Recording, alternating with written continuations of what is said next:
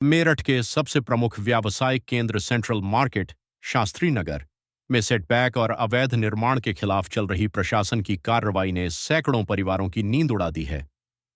बड़े कॉम्प्लेक्सों के ध्वस्तीकरण और दुकानों की सीलिंग के बाद अब रिहायशी मकानों पर बुलडोजर चलने की चर्चाओं से स्थानीय लोगों में दहशत और गुस्सा है। शुक्रवार शाम इस गुस्से का सीधा सामना ऊर्जा राज्य मंत्री सोमेंद्र तोमर को करना पड़ा, जब सैकड़ों महिलाओं ने उनके आवास का घेराव कर दिया। शास्त्री नगर के सेक्टर 2 और 4 की महिलाएं पिछले 4 दिनों से धरने पर बैठी थीं। शुक्रवार शाम इन महिलाओं ने धरना स्थल से पैदल मार्च शुरू किया और नारेबाजी करते हुए ऊर्जा राज्य मंत्री सोमेंद्र तोमर के आवास तक पहुंच गईं। प्रदर्शनकारी महिलाओं ने विधायक जी बाहर आओ के नारे लगाते हुए जोरदार प्रदर्शन किया। काफी देर तक चले हंगामे के बाद सोमेंद्र तोमर महिलाओं के बीच पहुंचे और उनकी गुहार सुनी। प्रदर्शनकारी महिलाओं से वार्ता के दौरान राज्य मंत्री सोमेंद्र तोमर ने कहा कि सरकार जनता के हितों और महिलाओं के सम्मान के लिए पूरी तरह गंभीर है।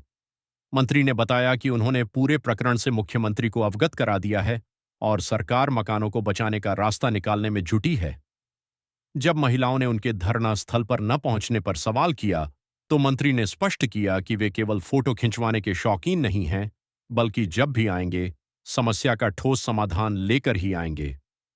परिषद ने कुल 815 भूखंडों को नोटिस जारी किए हैं। उपायुक्त आवास विकास अनिल कुमार के अनुसार 105 नोटिस डाक से भेजे गए थे और सभी मालिकों द्वारा प्राप्त कर लिए गए हैं। टीम को सेक्टर 2 में भारी विरोध का सामना करना पड़ा था, इसलिए प्रशासन अब बेहद सावधानी से कदम उठा रहा है। महिलाओं का मुख्य विरोध सेटबैक की कार्रवाई को लेकर है।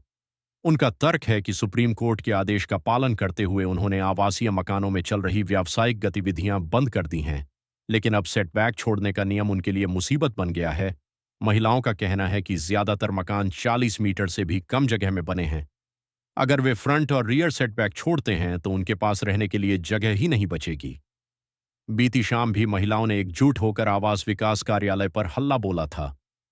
लगभग आधे घंटे तक अधिकारियों का घेराव करने के बाद मदद का आश्वासन पाकर वे वापस लौटी थीं। हालांकि महिलाओं ने साफ कर दिया है कि जब तक लिखित में कोई ठोस राहत नहीं मिलती, उनका धरना प्रदर्शन जारी रहेगा। मंत्री जब कुछ महिलाएं आई थी सेंट्रल मार्केट से, क्या आश्वासन दिया उन लोगों को, क्या पूरा? देखिए, हम लोग का लगातार प्रयास है, क्योंकि ये पूरा प्रकरण माननीय सर्वोच्च न्यायालय की जो भी गाइडलाइंस है उनके अनुसार हो रहा है।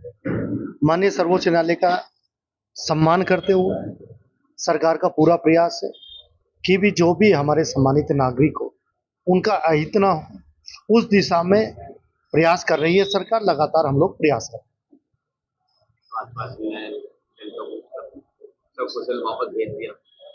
मैंने देखी, वो हमारे परिवार की हैं, हमारे परिवार के सदस्य हैं, वही चर्चा हम लोगों ने उनसे की है।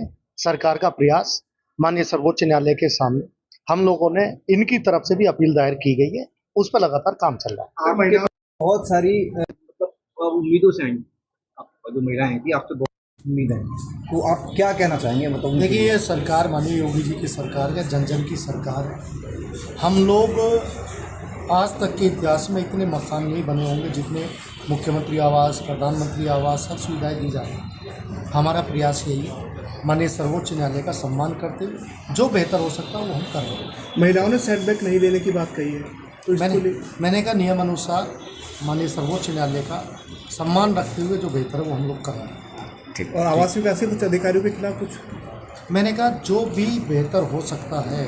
देखिए, अभी आवास विकास के अधिकारियों का विषय नहीं है, अभी विषय ये है कि इन परिवारों को किस तरह से राहत मिले। माननीय सर्वोच्च न्यायालय का सम्मान करते हुए जो बेहतर होगा हम लोग करेंगे।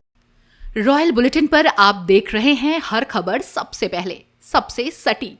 अगर आपको हमारी खबरें पसंद आ रही हैं तो अभी वीडियो को लाइक करें, अपने दोस्तों तक शेयर करें और रॉयल बुलेटिन को सब्सक्राइब करके हमारे परिवार का हिस्सा बन जाएं। सिर्फ यूट्यूब ही नहीं, फेसबुक और इंस्टाग्राम पर भी रॉयल बुलेटिन को फॉलो करें, ताकि आपके शहर, प्रदेश और देश की हर बड़ी खबर आप तक सबसे पहले पहुंचे। जुड़े रहिए रॉयल बुलेटिन के साथ। आपका भरोसा ही हमारी सबसे बड़ी ताकत है।